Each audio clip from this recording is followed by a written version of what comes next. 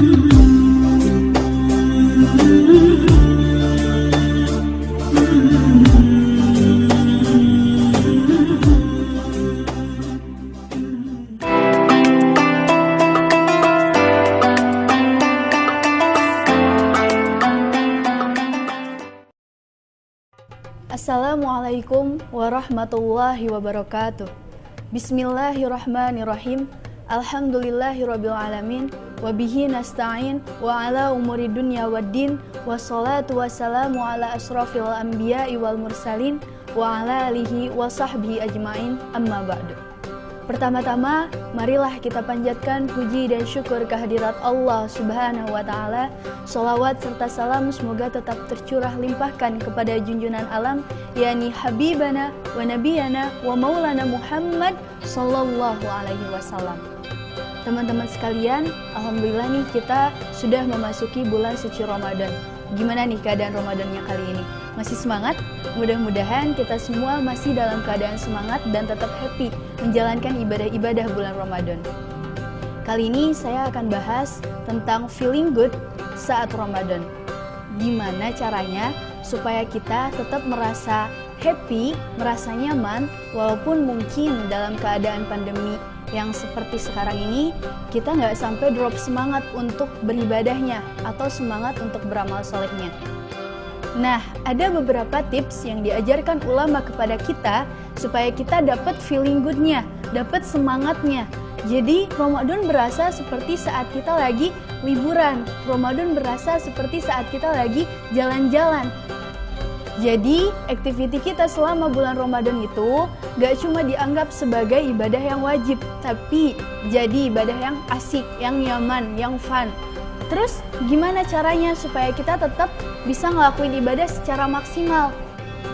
Tapi, kita juga tetap feeling good, tetap merasa happy.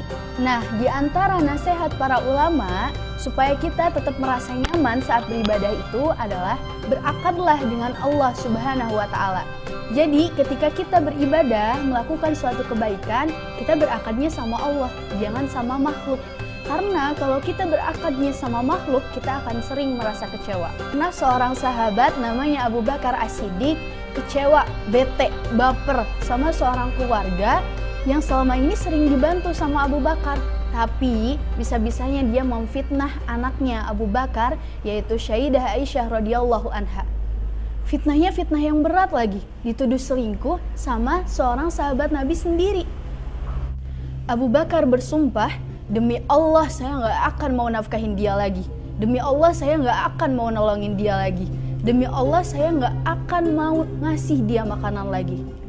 Nah, ketika Abu Bakar bersumpah, Allah Subhanahu wa Ta'ala menegur Abu Bakar dalam surah An-Nur. Allah mengatakan, janganlah orang yang memiliki kelebihan harta di antara kalian bersumpah untuk tidak lagi memberi bantuan kepada saudaranya dan kepada orang miskin.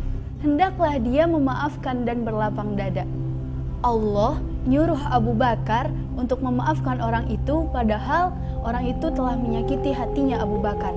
Udah ngefitnah Abu Bakar, padahal Abu Bakar nolongin dia. Ini gimana nih?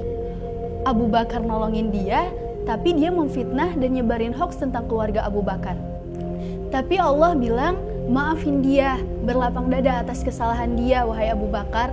Terus apa yang Allah gantikan kepada Abu Bakar sebagai gantinya?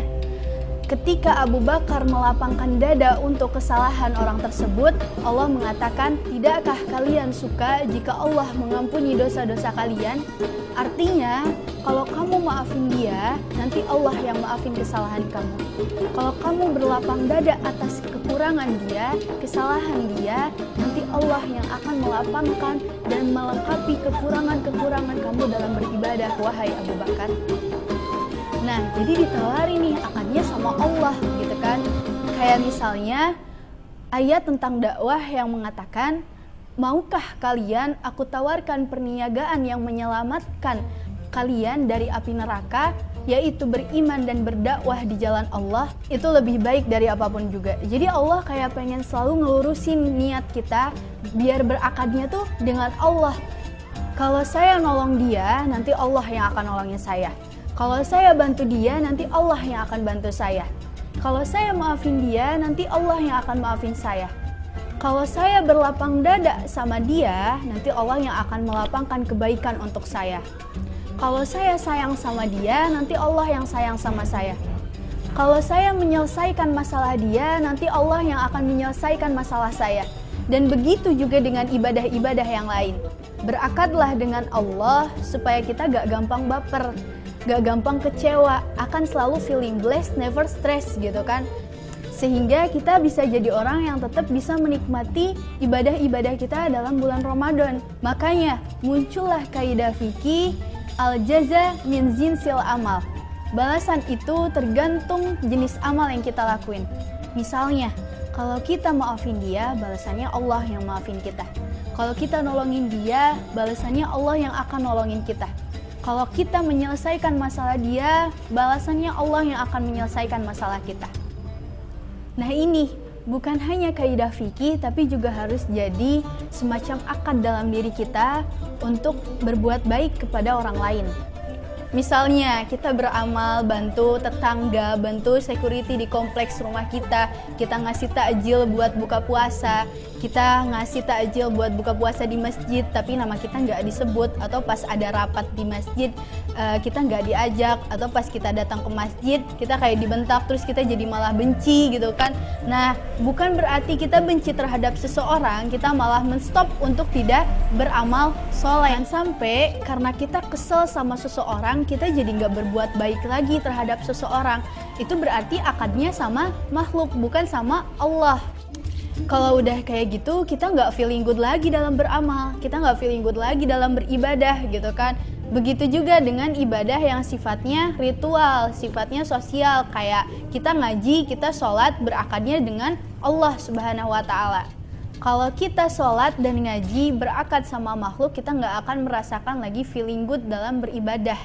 Maksudnya apa? Jadiin ibadah kita, ngaji kita, sholat kita sebagai wasilah tawasul untuk jalan dapetin kebaikan dalam hidup.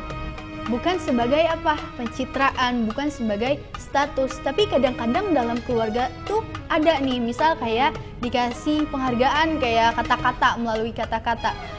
Wah hebat ya sholatnya, wah hebat ya bacaan Qur'annya, wah hebat ya hafalannya, dan segala macem. Itu bikin kita jadi semangat. Itu pemikiran anak kecil sih. Karena kalau misal kita berakad dengan makhluk, kita nggak akan ngerasain feeling good. Kalau pengen feeling good, usahain nomor 1, berakadlah hanya dengan Allah Subhanahu wa Ta'ala. Seorang istri nyiapin berbuka untuk suaminya, berakadnya kepada Allah. Seorang suami mencari nafkah untuk istrinya, berakadnya kepada Allah gitu kan. Kalau misal dua-duanya berakad kepada makhluk, akan sering ngerasain kecewa. Udah capek-capek nyiapin untuk berbuka, terus dia komplain gitu, misalnya kayak bilang, ih kok masakannya cuma ini doang sih, padahal kan aku ngasih jatah per bulan tuh banyak, kok masakannya cuma ini doang gitu kan. Kalau enggak, istri yang komplain gitu, kok dapatnya cuma segini doang sih, padahal suami udah pontang-panting di luar cari nafkah. Walaupun yang dia bawa pulang cuma sedikit, jangan sampai rusak nih feeling good kita. Tipsnya, supaya kita feeling good dalam beribadah, kita berakadnya kepada Allah Subhanahu wa Ta'ala. Sekian dari saya, wabillahi taufiq wal hidayah. Wassalamualaikum warahmatullahi wabarakatuh.